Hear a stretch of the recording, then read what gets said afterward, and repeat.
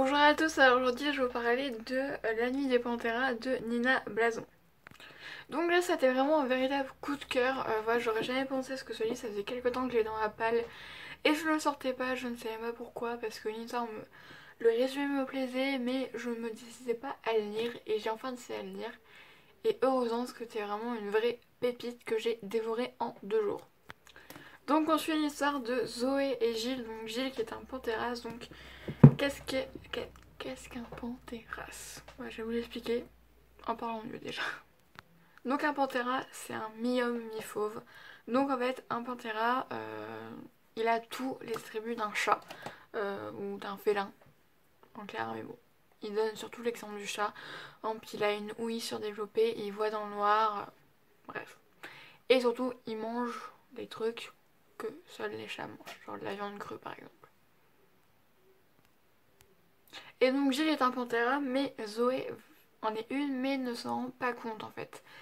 Et on va voir un petit peu pendant tout le long comment ça va se passer pour elle. Et aussi particulier des panthéras, c'est-à-dire quand ils ont peur, leur ombre surgit. Et donc chacun ont une ombre de félin. Par contre, je ne rappelle plus du tout l'ombre de Zoé et de Gilles. Ça, je ne rappelle pas du tout. Et donc il y a aussi un petit peu de romance. Bon, c'est vrai que c'est pas le truc prédominant pendant cette histoire, c'est plutôt du fantastique, mais il y a aussi quand même un petit peu de romance qui est quand même assez agréable, donc moi j'aime beaucoup la romance. Et donc en fait c'est tellement prenant parce que t'apprends un petit peu tout ce qui se passe dans un monde en fait parallèle où il y a une ville qui est régnée par des panthéras et donc il y a une pression donc des hyènes, il me semble que c'est ça, qui veulent tout simplement tuer tous les panthéras et avoir la ville pour elles. Donc moi je suis pas du tout fantastique à la base, c'est pour ça que j'ai mis tant de temps à le lire, mais franchement j'ai vraiment adoré. Voilà, ce que je n'aime pas avec le fantastique, ce qui est d'ailleurs le trait principal du fantastique, c'est-à-dire que c'est pas quelque chose qui se passe dans la réalité. Et du coup j'ai du mal à m'imaginer, mais du coup là j'ai pu me l'imaginer quand même. Et surtout j'ai beaucoup aimé cette histoire, donc je pense que je vais me toyer de plus en plus vers le fantastique, parce que j'ai beaucoup aimé ce livre. Et donc, ouais, c'est pas le premier livre fantastique que j'aime.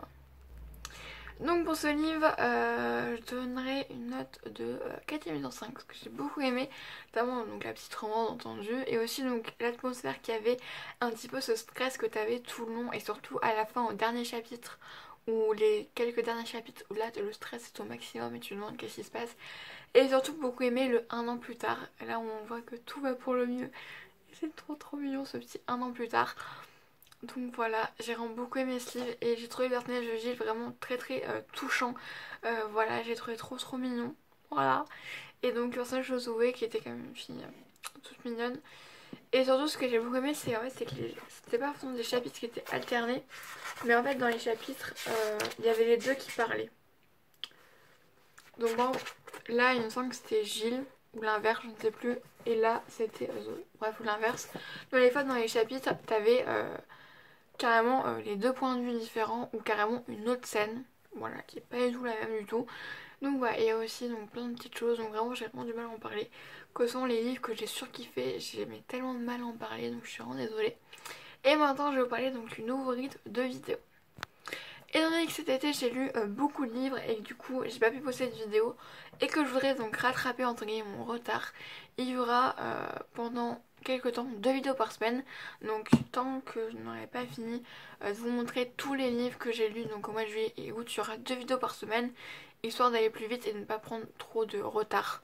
Et peut-être qu'après il y aura encore quelques semaines où il y aura 2 vidéos par semaine histoire de revenir à peu près à jour et pas avoir 2000 ans d'avance parce que du coup, voilà, je me sens un petit peu frustrée de ne pas pouvoir vous parler de lecture nouvelle tout simplement. Donc voilà sur cette vidéo, donc j'espère que ça vous aura plu. Du coup, je vous retrouve vendredi, donc par exemple, plusieurs semaines, il y aura une vidéo le lundi et le vendredi. Donc voilà, j'espère vraiment que j'arriverai à tenir le rythme. En tout cas, je vais essayer de monter le plus de vidéos possible au mois d'août, vu que là je filme tout au mois d'août. Donc voilà, pendant que je monte pas pour poster, du coup je filme tout et j'essaie vraiment d'en monter le plus possible. Donc voilà, je vous fais un bisou et je vous dis à la prochaine fois.